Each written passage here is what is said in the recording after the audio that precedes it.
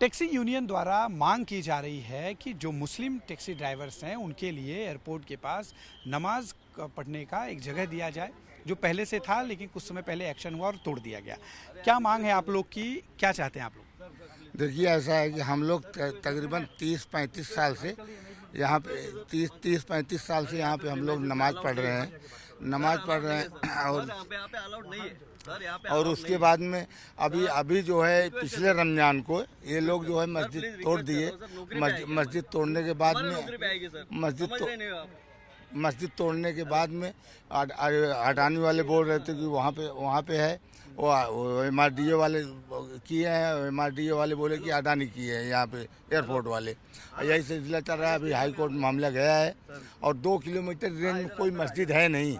हम लोग यानी नमाज रोज़ा रख रहे हैं लेकिन नमाज नहीं पढ़ पा रहे हैं, नमाज यानी पढ़ ही नहीं पा रहे हैं। अगर गाड़ी यहाँ पे लगी हुई है, गाड़ी निकाल नहीं सकते, उसके बाद में यहाँ पे हम लोग नमाज पढ़ ही नहीं पा रहे हैं। यही रिक्वेस्ट है सर, नहीं समझ रहे हो आप। और आप समझ के नहीं हाई ले रहे कोर्ट हो मामले गया है, माननीय अदालत मजिस्ट्रेट साहब देखो क्या फैसला करते हैं। क्या चाहते हैं आप लोग? हम लोग चाहते हैं कि नमाज़ पढ़ने के लिए एक इंतज़ाम हो जावे, जो 30 सालों से चल रहा था काफ़ी समय से। इसके लिए हम लोग 30 साल से वो कर रहे थे, लेकिन पिछली साल रमज़ान के बाद तोड़ दिया गया है। तो इसके लिए थोड़ा सा और वही नमाज के लिए रोज़ा रखते हैं, लेकिन नमाज में काफ़ी दिक्कतें हो रही है, नहीं हो कर रहे, क्या कर रहे हैं, यही सब दिक्कत। लेकिन ये कहा जा रहा है कि जो इफ्तार होता था इसकी वजह से काफ़ी दिक्कत होती थी, भीड़ होती थी, VIP सिक्योरिटी का प्रॉब्लम होता था। ऐसा नहीं है सर। अभी आप मान लीजिए हम इफ्तार कर रहे हैं, आप आए तो आपको ना तो नहीं बोलेंगे आप इफ्तार मत करिए। यहाँ हमारे खुद ही इतने आदमी हैं, टैक्सी ड्राइवर ही कम से कम 100-150 हैं। बाहर का आदमी आता तो कोई किसी को रोक तो नहीं सकता कि आप इफ्तारी करने मत आइए। या स्टाफ ही है, जो ग्राउंड स्टाफ है, जो मतलब इंडिगो इसमें काम कर, वो भी तो 150 हैं, वो लोग भी तो कोई किसी को मना ना किसी को कोई बुलाता है। लोग अपने भाभी आदमी, आप कहीं भी कोई भी मस्जिद के सामने जाइए, आदमी अगर देखेगा इंतजाम है तो आदमी अगर वक्त हो गया तो अफ्तारी करने चला जाएगा ना, कोई किसी को दावत देने थोड़ी जाता है सर। यानी कि एक सवाल जो कर रहे हैं कि भाई वहाँ VIP सिक्योरिटी है और इफ्तार के समय दिक्कत होती है। जी, हमको दूसरी जगह देते हुए ना, एयरपोर्ट की बाउंड्री में कहीं भी देते हुए, हमको ये नहीं है कि VIP जगह चाहिए, अराइवल चाहिए, डिपार्चर, हमको कहीं भी देते हुए। अफ्तारी और नमाज के लिए ऐसा हम लोग कोई डिमांड नहीं है कि एक ही जगह पे हमको चाहिए वहीं पे, नहीं, ऐसा कुछ नहीं है। एयरपोर्ट की बाउंड्री में कहीं भी हमको दे देंगे। यानी कि VIP सिक्योरिटी वाला जो रोड है वहाँ सट के कहीं भी देंगे, कहीं भी दे देंगे। हमको नमाज पढ़ने से मतलब है, अफ्तारी करने से मतलब है। हमको जगह रोकना नहीं है, हमको दिखावा नहीं करना है, हमको एक कोने में नमाज पढ़ने की जगह चाहिए बस। एक ही सरकार से रिक्वेस्ट है और एयरपोर्ट अथॉरिटी से रिक्वेस्ट है कि हमको नमाज पढ़ने के लिए जगह दे दो बस। और क्या कह रहे थे, मतलब इनकी तरफ से जो है, इस तरफ आइए, मतलब पहले से ही जो है दिया गया, आप लोगों ने उस जगह का डिमांड पहले से है सर। आज 30 साल से नमाज पढ़ रहे लोग, 30 साल हो गया, कोई आज की बात नहीं, 30 साल से हो गया, 30 साल से नमाज पढ़ रहे। 30 साल से वो कोई डिमांड नहीं था कि वहाँ हमको जगह चाहिए, वो लोग ने खुद दिए थे ना, अपने पसंद से दिए थे। देखिए 30 साल से ये सभी वहाँ नमाज पढ़ रहे हैं, ऐसा इनका कहना है। पुलिस ने VIP सिक्योरिटी का हवाला देकर पहले ही वहाँ शेड बनाने के लिए मना किया था, इसके बावजूद शेड बना, इफ्तार पार्टी हुई, जिसके बाद ये पूरा मामला गरमाया और इसके बाद MRDA ने तोड़ा। अब चूंकि मामला इस वक्त कोर्ट में गया है और जितने भी जो यहाँ पे मुस्लिम ड्राइवर्स हैं उनका मानना है कि यहाँ पर उन्हें नमाज पढ़ने की इजाज़त दी जानी चाहिए। वो कोई भी जगह हो, VIP सिक्योरिटी का जहाँ तक जो है हवाला दिया जा रहा है वो VIP सिक्योरिटी वाली लेन से हटाकर कहीं और भी दे दें, लेकिन नमाज पढ़ने के लिए उन्हें एक जगह दी जाए। देखना होगा कि कोर्ट इस पर क्या फैसला लेता है। कैमरा पर्सन आसिफ के साथ Ashwin Pandey, Zee Media, Mumbai. Sir, Bombay High Court में एक मुद्दा गया है जिसमें ओला उबर ड्राइवर्स के लिए एयरपोर्ट के पास नमाज पढ़ने के लिए जगह की मांग की गई है, जिसको लेकर बॉम्बे हाई कोर्ट ने MRDA से पूछा है क्या ऐसा हो सकता है, कोई शेड बना के दिया जा सकता है, इस पर आपकी क्या बताएं? मुझे ऐसा लगता है कल किसी ने सुप्रीम कोर्ट में ऐसी मांग की कि सुप्रीम कोर्ट में भी हमको नमाज अदा करने के लिए परवानगी देनी चाहिए। क्या करेगी सुप्रीम कोर्ट? हाई कोर्ट में किसी ने कहा कि हाई कोर्ट के प्रीमाइसेस में कई ऐसे हमारे मुस्लिम भाई है जो किसी केस के लिए आते हैं, तो क्या हाई कोर्ट उनको अपने परिसर में परवानगी देने वाली है?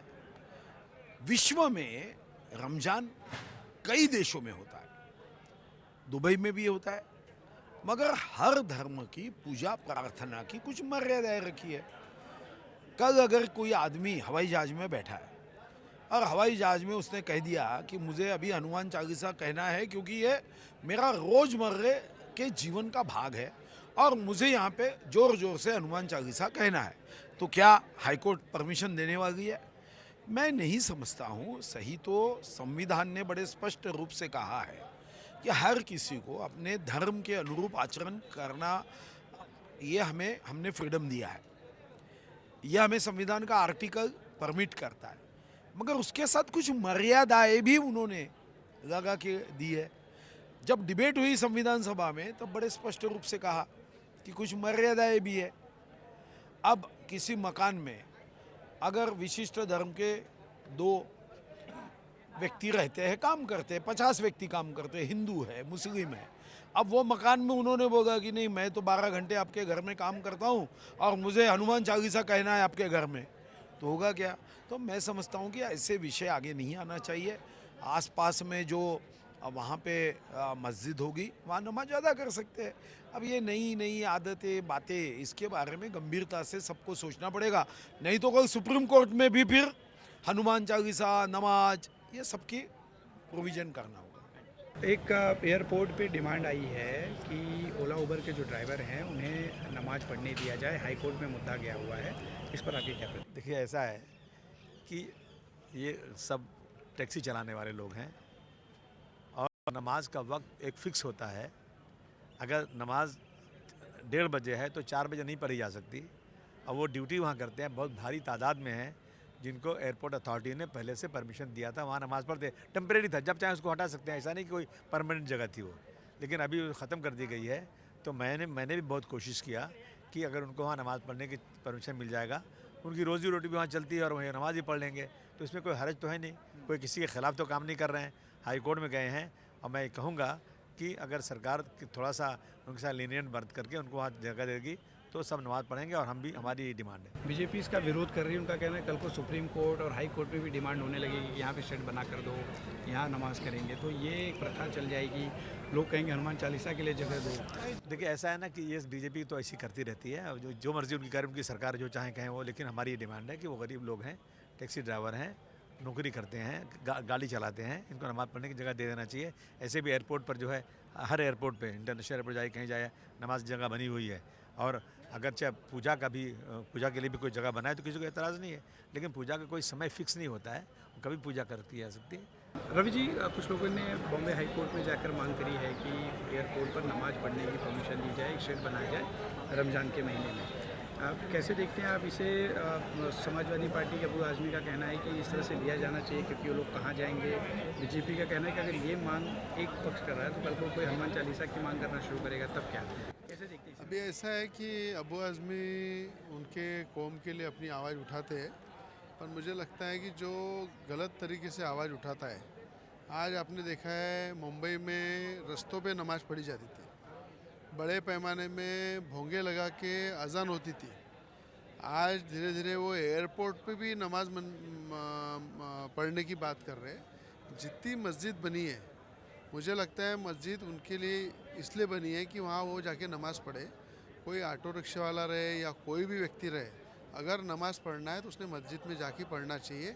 कोई रास्ते पे भी नमाज नहीं पढ़ना चाहिए, कोई एयरपोर्ट में नहीं पढ़ना चाहिए, कोई ST डेपो पे नहीं पढ़ना चाहिए।